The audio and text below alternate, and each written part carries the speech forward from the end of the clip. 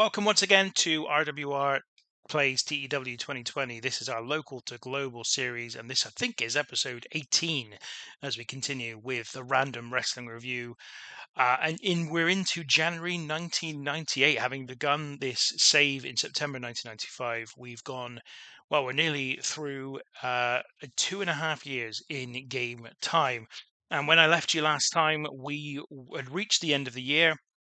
And so, just some time now to go through the in-game awards for the year. And you can see already that for the first time, Shawn Michaels has been declared Wrestler of the Year.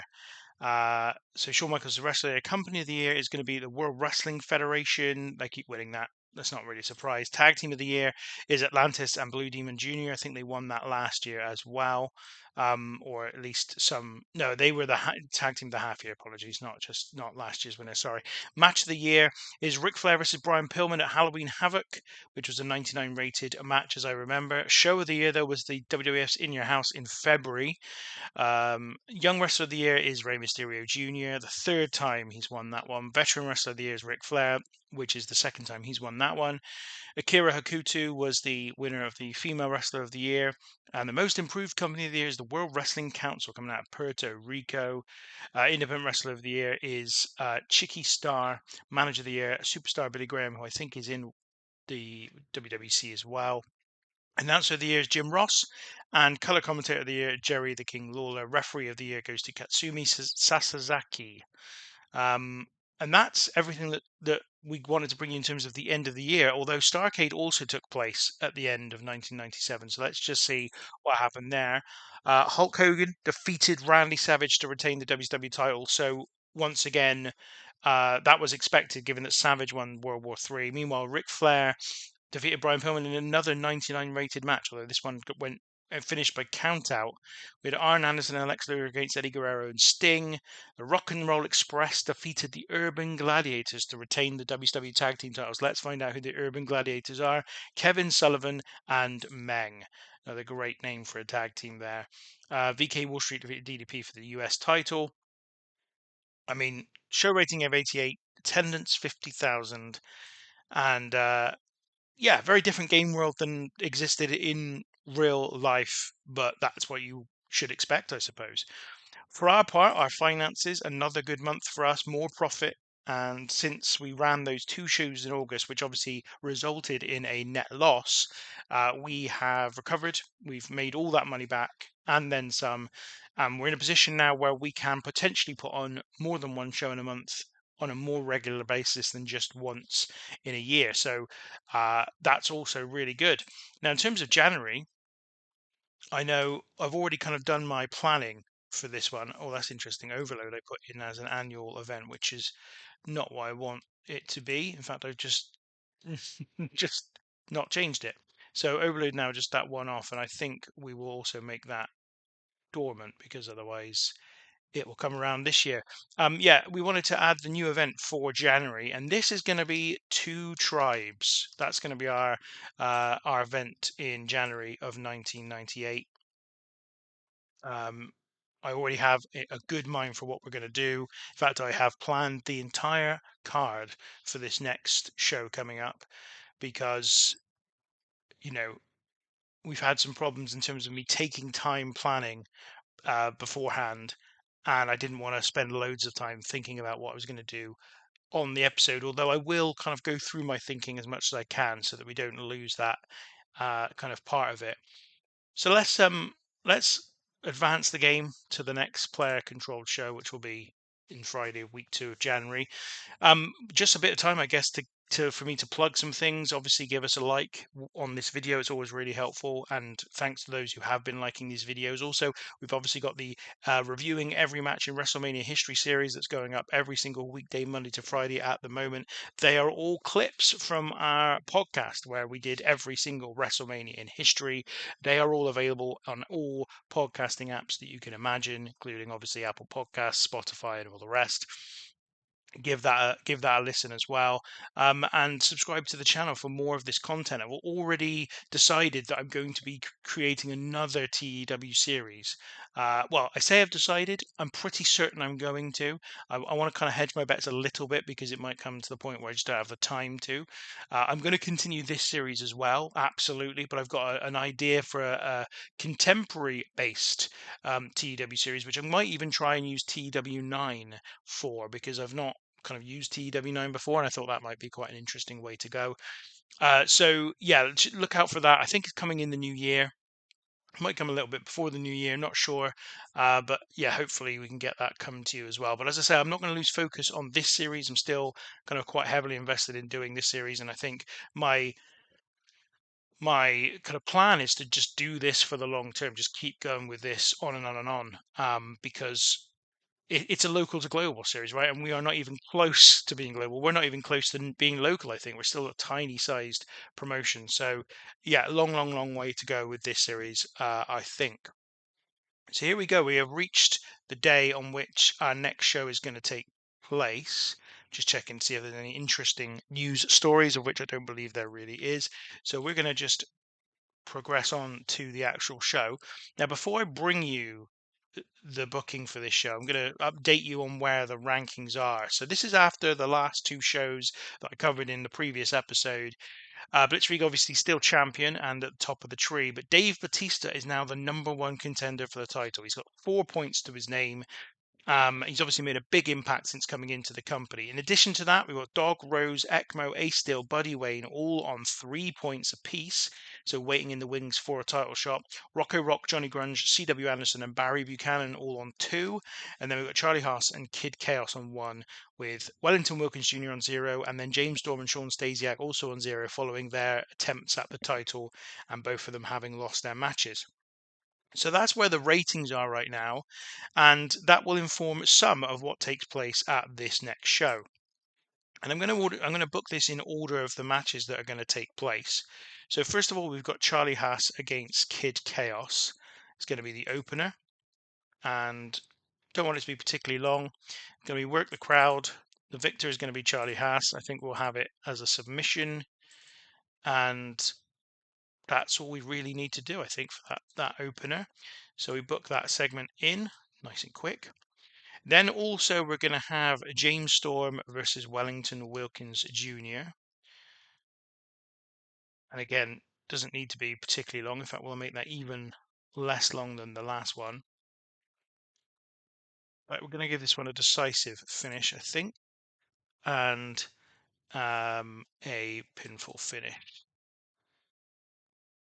And then the third match on the show is going to be another singles encounter, and this one is going to be Buddy Wayne versus C.W. Anderson. Don't think these two have wrestled each other in the past. Oh, they have. They had a match in November's show. Maybe I'll change things around if that's the case. You know what? I'm gonna stick with it. Just gonna stick with this, I think. And Buddy Wayne's gonna win this one by pinfall. We'll make this one the storytelling match as well, so I can just eliminate that from my list of things I need to do on this show. One thing I do need to do before I go any further is to refresh Blitzkrieg's gimmick, because his gimmick was getting a little bit tired. So we're going to tweak the gimmick, and hopefully that will ensure that his gimmick's not too boring for the long haul. Now we're gonna create an angle at this point, which is that. Right, what were we going to do here? I've got to try to remember now. That's right, we're going to create an angle. It's going to be Blitzkrieg, and it's going to be Dave Batista. And it is the contract signing is held for Blitzkrieg versus Batista on next month's show. So this is Blitzkrieg and Batista, uh, contract signing hosted by Bruce Hart. Yeah, and the two of them are just going to talk about kind of their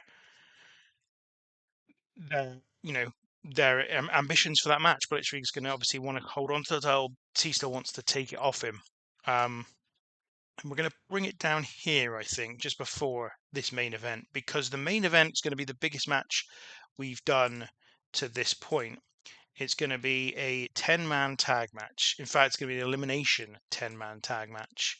And it is going to feature a lot of different people. So it's going to be Blitzkrieg, Sean Stasiak, Ekmo, Rocco Rock, and Johnny Grunge. And they are going to go up against Ace Steel, Barry Buchanan, Dave Batista, Dog, and Rose. So this is all the big stories in one big match. And that's why we've called this show Two Tribes, because obviously Stasiak is in a feud with Ace Steel. We've got the Public Enemy in a feud with Bad Crew. We've got Batista in a feud with Ekmo. And so it just all felt like it made sense to do this match. And obviously Batista also is set to face Blitzkrieg in a match for the title next month. And in addition to that, Barry Buchanan has come in as kind of Ace Steel's friend. So this one's going to be a longer match as well. I want it to be like 23 minutes. We're obviously going to have to make it slow build. I'm fully aware that Dog and Rose are not going to be able to get through that well. My issue here, and I don't think they've done anything in TEW2020. I wonder if they've done something for TEW9. And if not, this would be a good idea for a new feature. Is that it would be great to be able to lay out the the uh like the eliminations in an elimination match, because all you can do is sort of indicate who will win in the end, rather than who will um who will eliminate who by that point. So for example, like the winner will be the person who, and the loser will be the person who gets who's last pinned, and they might not be very happy about that, but the truth is that they will be the best performing person within their team if they're the last person to be pinned. So it shouldn't be a case of them being unhappy with that loss. But obviously the game can't do that. So I'd really like them to add something to elimination matches, which allow you to make it clear to the game that actually the person who loses is actually the person who's gone the furthest on the losing team's side. In terms of who that's going to be, now this is interesting. I actually hadn't thought about this. I've got some ideas for the match itself, but I've not thought about who's going to get the victory. I think we're going to give it to Sean Stasiak. This is obviously quite a booster for him, given where he's been. I think he's going to pin. He's going to pin Ace Steel. No, I'm not going to have him pin Ace Steel. I'm going to have him pin uh, Barry Buchanan. I think maybe not. Might have to be Ace Steel, you know. No, we'll make it Barry Buchanan. Um, with pinfall finish to end up. Now we're going to get we didn't get any warnings. That's interesting. So this is the other reason why I think the elimination, you need to be able to tell the game who's going to be eliminated and when, because you need to be able to say, look, Dog and Rose, we know they've got no stamina. They'll be eliminated early in the match. Really simple like that. But you can't really do it. So that is a bit of a problem. Um, so I do need something else, or at least to extend. Maybe I'm going to extend this match actually, because I think this should just be a really big match, and we've got the book, the ability to do that. Ed Moretti's still on the roster. I'm actually gonna, when we complete this show, I'm gonna cut him from the roster because he shouldn't be on it anymore. Um, so I'll talk through what happens in the elimination match. Well, I say I'm going to talk through. I know what one part of the match is going to be, okay, and I'll talk about that in a minute. But we're ready to go. So let's start up Two Tribes, and we've got 77 people here, which is a new record for this company. 77 people in attendance, and Charlie Haas defeats Kid Chaos in 8 minutes and 11 seconds by submission in the opener. Segment rating of just 16, with Kid Chaos only an 18, and Charlie Haas at 20. But never mind, doesn't make a big difference. Then we've got James Storm versus Wellington Wilkins Jr. Slightly better match, segment rating of 22. James Storm wins in 6 minutes 41 seconds by pinfall. He gets an in-ring performance of 25 and Wellington Wilkins a 19. Wellington Wilkins Jr.'s gimmick is getting stale, so I just need to make a quick note of that fact before we go any further, because I need to update that. Then we get the contract signing for Blitzkrieg and Dave Batista's match at the next show. Blitzkrieg did not do well without script to follow, but Bruce Hart worked the crowd well, using the freedom to improvise to his advantage. So that's not too bad, actually. A segment rating of 26.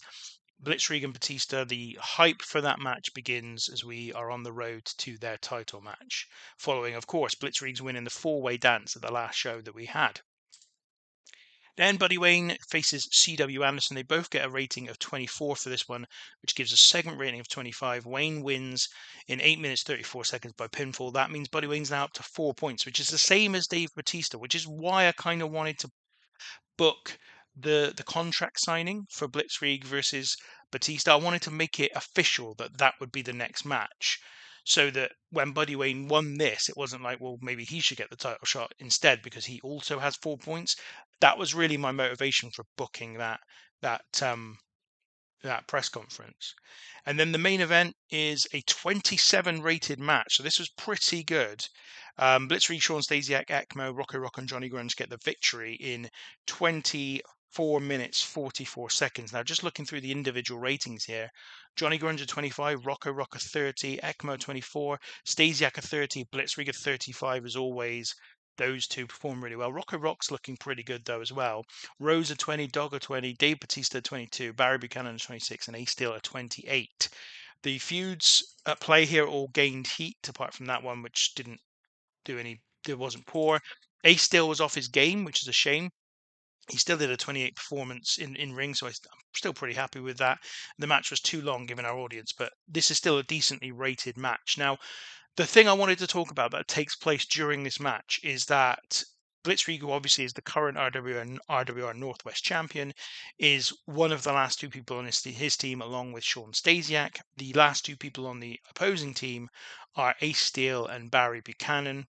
And within that situation, Ace Steel pins Blitzkrieg for the second time in the space of a few months. You'll remember he pinned Blitzkrieg in a tag team match a couple of months ago. He gets the pinfall on Blitzkrieg, but then Sean Stasiak manages to battle his way back and wins overall the match for the babyface team. And the way the rankings work is every match counts for the rankings, so that means all of the babyfaces get an additional point in terms of the rankings, and that's what took place. So a good finish to the show and a good show overall. Rating of 25. The main event was the best match on the show. The obviously increased our popularity in one region as always. And I think that's a pretty decent way to finish things off. I think we will once again praise Blitzkrieg. I think we'll also praise Sean Stasiak, and we'll praise Rocco Rock, who performed really well in that match. And I think he still performed really well given that he was off his game. So that's the two tribes show. Now I have obviously already announced there the main event of um, our next show, which is going to be for the title Blitzkrieg against Dave Batista.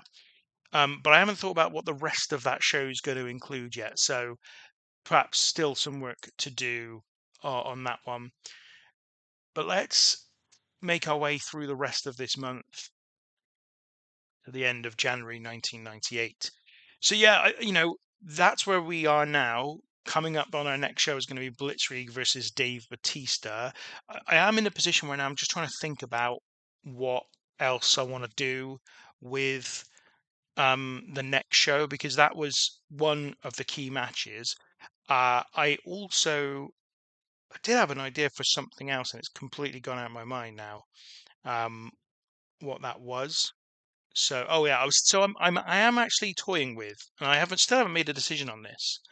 But I was toying with introducing a tag team title. Now we've got obviously a bigger roster than we had in the past. We've got two established tag teams in the promotion, and I just thought maybe, given those two things, we should introduce a tag team title. The reason I'm not overly keen to do so is I'm really quite enjoying the fact that we only have one title and everything goes towards that. I'm also kind of debating in my mind what the system is for getting title shots in the tag team division, because obviously all the matches count as points towards the Northwest title rankings. Presumably only tag team matches would count towards a tag team title ranking, but that feels like there's less of them. There's less of those matches, and it just feels like it would be quite a big endeavor to keep that up to date separately. So just sort of debating with myself exactly how we're going to manage that. But I also have a match in mind for this show that would crown the first tag team champions. And so I think it's very possible we'll go with it, but I just want to ruminate on it for a bit longer. I may not have the chance because we are speeding through this game towards the next show pretty quickly. So I might have to make a decision pretty much now. Um, but yeah, I'm just trying to get kind of my head around what exactly I want to do in that regard, and choose sort of the the right path. Because as I said, it does feel quite fundamental here. If I introduce a tag team title, suddenly then we have to have that defended on a regular basis, and I'm concerned that that might take us off course in terms of the stuff we've done up to this point. So anyway, talking in riddles a little bit, I apologize for that, but it's just the way my mind is working. I'm not sure whether to introduce a tag team title, but we will decide pretty soon, especially if we have enough time here to run and book this show. We are, we are, but I am also looking at the rest of the undercard for this next show because, as usual, large part of this is how do I manage the ranking system, because the ranking system is really it does make things reasonably complex, but I actually think it helps me. I find that with booking in general, and I feel that this is also true of real life organizations, that booking in general is helped by having restrictions to what you can do. So, like for example, if if you don't allow yourself to do things that you've used as a crutch for a long time, you can, oh, hello, here we go, problem here. Autosave didn't take place. Oh, that's all right. I think, yeah, we're okay. I'll just press save and that should replace that concern. Yeah, I think if you take things off the table that you've used as a crutch and don't allow yourself to use them, then I think that that can really help you come up with more creative stuff, and just and force you to book in a different way. So yeah, I am enjoying that aspect of it. Let's just have a look at WCW's Clash of the Champions here, and what a main event here! Lex Luger defeated Fatu to retain the WCW Heavyweight title. That's an 85 rated match. I didn't even know Lex Luger was champion. I don't wasn't Hogan the champion. So let's have a look at what's happened there. Something has taken place here with their recent shows. There was a WCW NGPW Super Show that took place in January, and it saw Luger defeat Hogan for the title in a 90 rated match. And again, Flair and Pillman fought each other in another 99 rated match. Headshrinker Fatu didn't even win the triple threat match that was on that undercard either, which is ridiculous. So for him to get the title shot is it's just silly. But I guess and it's silly anyway that he would be a headliner, though I guess he is Rikishi. So, but it's just that in game he's not Rikishi, he's just Fatu, which is a different prospect altogether. Who are Hostile Intent, incidentally? DDP and Ron Simmons. Okay, well that's what was going on in WCW. Some interesting stuff there. Yeah, so right, what I did say in the roster was that we're going to get rid of Ed Moretti. I think it's time. We haven't done anything with him for a while, and I don't. We have. I want to limit the roster to just 16 people for a while yet, whilst we're at this size. And I just think like there's no point holding on to him if I'm not going to use him, even though there's no real penalty for holding on to him. I'm going to kind of let him go anyway. So what's this next show going to be called? We know what the main event is. I was thinking of making this a new annual event in February, but I don't know what to call it. Um, I want to. It's got to be something. It's got to be something reasonably like with a lofty title. And let's see if we can find something with a good dead cert. Everything is broken. No escape. Blown away. Explosive. Not seeing anything particularly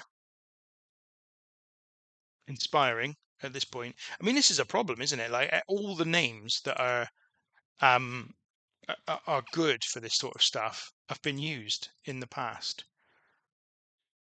Showtime, maybe. Not seeing anything here. RWR greatest hits. All right, RWR Fighting Spirit. Why not? Name postfix will go. I'm going to go for numerals for this one. We'll make it an hour and a half for this year, but that might increase in future years. Friday, week 2 of February. I'll just check that everybody's available that day. They are. Okay, so that's what we're doing next. In, in oh yeah, I've got to tell them what the next one is. Cool. Okay, so Fighting Spirit, RWR Fighting Spirit is going to be our new annual show, and it's going to be headlined, as we know, by Blitzkrieg versus Batista. And I'm just going to go through the roster as we make our way towards the show. I'm going to go through the roster and make sure we've got to figure out who we've got and who we still need to book. So I've made a decision. I think that I am going to introduce the tag team titles. I think both because I think I like the idea of the match I've got for it, which I'll go into in a minute, but also because I feel like we want to establish Fighting Spirit as one of our big events in the calendar. And given that we've done a little bit of build up to the title match, I feel like adding a match which is to determine the first tag team titles is just another good way of reinforcing that message. So right, so we've got a lot of the same wrestlers that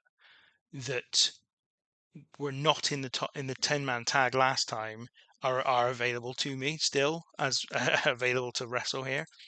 So the tag team title match, we're going for Public Enemy versus Bad Crew versus Sean Stasiak and Wellington Wilkins Jr. You'll remember they got to the final of the Super Summer Tag Team Extravaganza, and also Age Steel and Barry Buchanan, who not long ago got a victory over Blitzkrieg. I believe it was him with Stasiak, possibly, and so they've got that in their past, but also they are a sort of duo at this point in time, so it just makes sense. So that's a four-way match that will determine the first RWR Tag Team Champions. I actually don't know who I'm going to have win that match yet.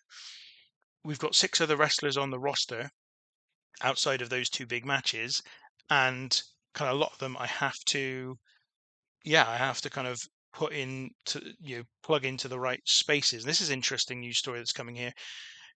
Gossip around the WWF locker room is that the company has lost faith with Shawn Michaels and no longer consider him to be their figurehead.